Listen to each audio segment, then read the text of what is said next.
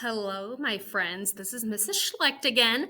So, in today's video, we're going to start off with something that I always love teaching coordinate grids and like graphing points.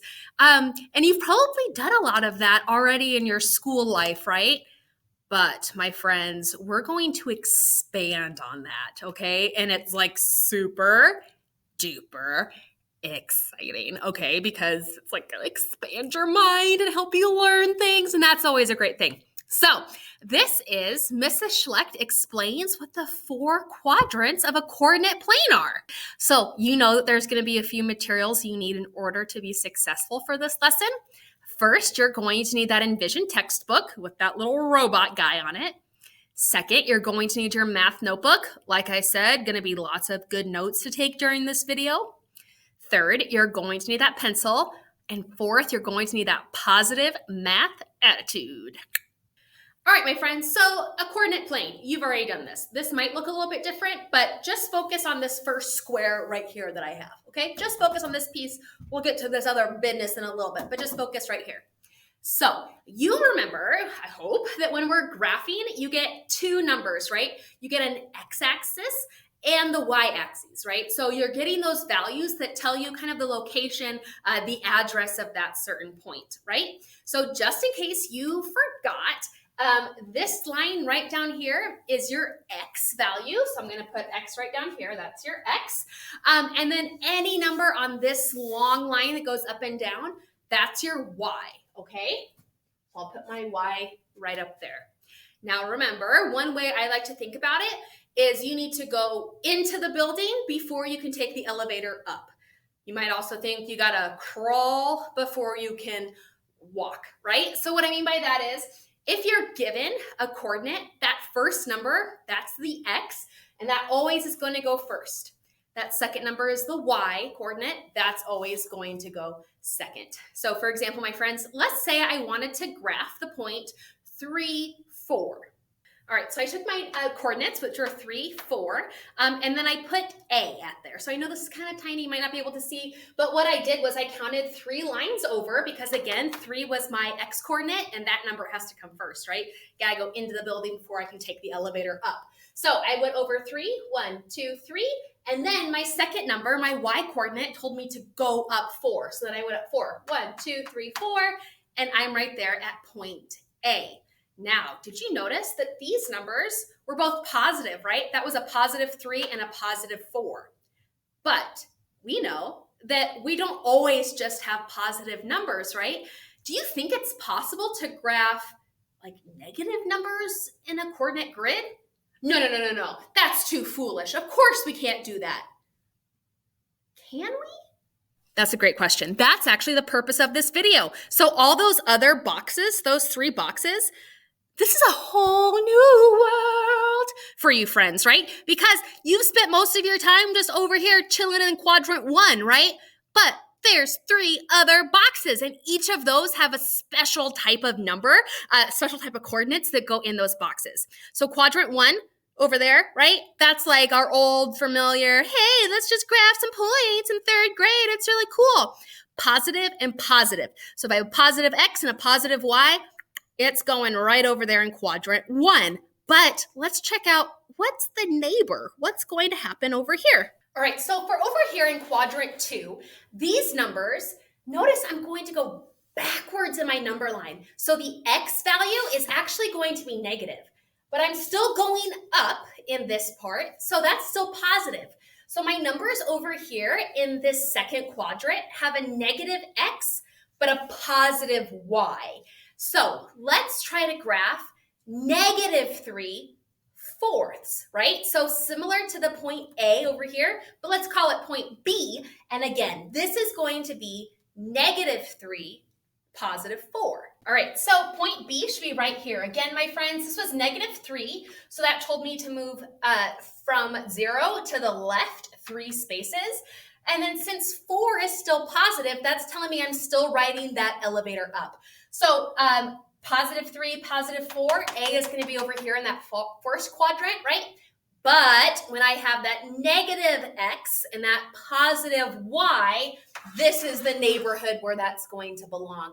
So right here, you have -3, 4. Notice that they are on the same line, the same y-axis, and that's because they both have that +4, right, which is telling me to go that far up. But remember, -3 is now going to be over in this quadrant because I'm moving it to the left of 0. But we still got 2 other quadrants, so what the heck happens there? All right, so we have quadrant 1, quadrant 2, and then quadrant 3. So quadrant 3 is all negative. This is like where Eeyore would live, right? Negative, negative, negative. Over here, positive, positive, negative, and then positive. Right down here, negative and negative. So when you have a negative y and a negative x, here in the third quadrant, my friend. So let's try to graph, how about -5, -7? All right, so I labeled this point C. Again, it's located at -5, -7. So you still go with your x axes first, right? Doesn't matter which quadrant you're in, you're still gonna do x before you go do y, right? So I always think I have to walk into the building, that's my x coordinate, before I can ride the elevator either down or up, correct? So same idea here. I had to walk into the building and go over 5 steps, but it's negative, right? So that's telling me that it's to the left. So I counted 1, 2, 3, 4, 5, but then I had to ride the elevator down to the 7th floor, right? So then I counted 7 down, 1, 2, 3, 4, 5, 6, 7, and I landed right here. So again, my friends, in here, both of my values are a positive and a positive. Over here, I have a negative and a positive. And then down here, I have a negative and a negative. So using that information, what can you predict is happening over here? Let's think. In quadrant 1, you got positive and a positive. Quadrant 2, you got a positive and a negative. Quadrant 3, you got a negative and negative. So which combination of negatives and positives have we not done yet? All right, my friends. So in quadrant 4, we're going to have a positive x and then a negative y. Think about it this way. We're still heading positive, but then instead of riding the elevator up like I did in quadrant 1, I'm going to ride the elevator down, right? Similar to what I did in quadrant 3, but I'm still over here in my positive happy x place, right? So again, my friends, your x over here is going to be positive. Your y is going to be negative. Let's try to graph a +5 and -7. All right, my friends, so now in quadrant 4, this right here is point D. Again, that's a +5, so I went over to the right 5 places on my x-axis, and then I went down 7 because it's a -7, all right? So again, just to sum up, my friends, there's 4 quadrants in this coordinated grid. You may have just spent most of your life over here, but broaden your horizons, my friends. Look at all this stuff that's still here, right? Quadrant 1, that's a positive and a positive. Quadrant 2, that's a negative x and a positive y. Quadrant 3, that's a negative x and a negative y. And then quadrant 4 over here, that's a positive x and a negative y. I would definitely want to put this in my notes. Seems like something that might come in handy. All right, so graphing for the most part should be a pretty familiar thing. I know adding those new quadrants might be new, but the basis of this lesson should be pretty familiar for you. Please make sure that you check out the key concepts page on page 92 to help you make sure that you're getting the big idea, the big concepts for this lesson. We're going to get into some practice problems now. So I'd love for you to please turn in your book to page 93, and we're first going to start looking at problems 13 through 19. All right, my friends, so again, this is on page 93, numbers 13 through 19. All I did over here was I just wrote those problems down. So just to make sure you understand what it's asking you to do, it gives you a letter, so A, B, C, D, all the way through G, right? And then it tells you the address or the location of that coordinate point, right, of that ordered pair. So what we're going to do is we're going to graph these points and put the corresponding letter to wherever it leads on our coordinate grid. I would like, though, to please, we're going to kind of skip down to look at number 17 and then number 18 and number 19. Notice that there's halves involved here. My friends, this might blow your mind, but I can change how I'm counting, right? We can say that each one of these little squares is just worth 1. We can say each of those squares is worth 5. We could say each of those squares is worth 1/3, right? We can give value to what this means. So what Mrs. Schlecht is going to do is, because I have these halves that are involved, I'm going to do some skip counting because that might help my brain understand what I'm looking at, right? So, what do I mean by skip counting? I know this might be kind of hard to see, but essentially, I have my 0, and then I skipped a line, and then I had 1. Then I skipped a line, and then I had 2. And then I skipped a line, and then I had 3. And then I skipped a line, and then I had 4. That way, if I need like 1.5, I know that it's in this space between 1 and between 2. All right.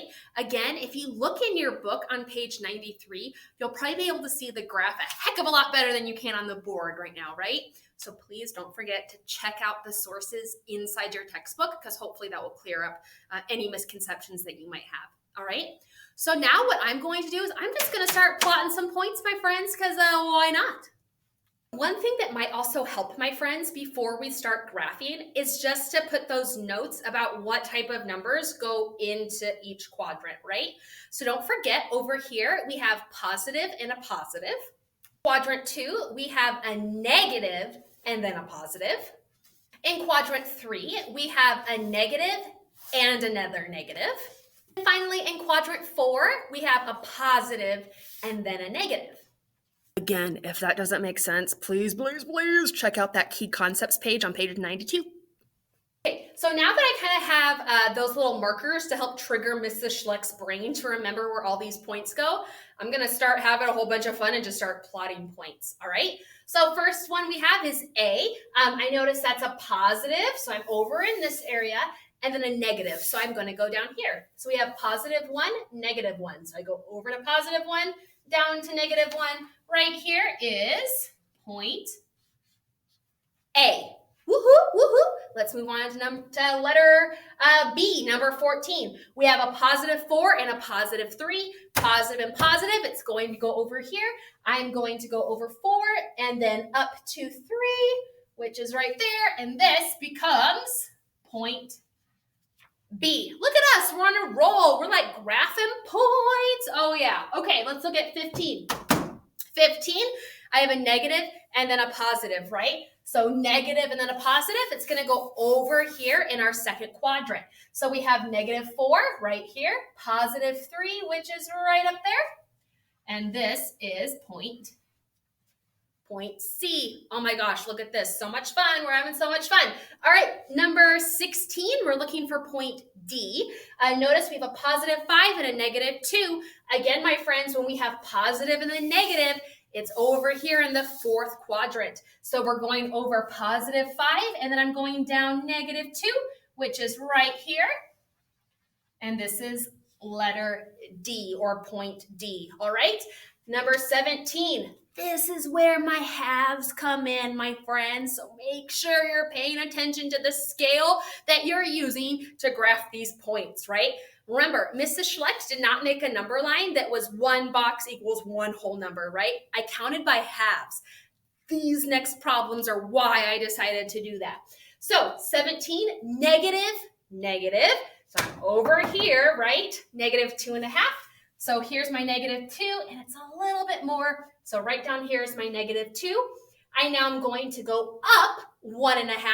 I know I'm going up because that is a positive number. So here's my negative 2.5. I'm going up 1, and there's the half. So right here is where E is. All right, and now let's look at 18. We have a positive 2, so that's over here, right? And then a positive 1.5.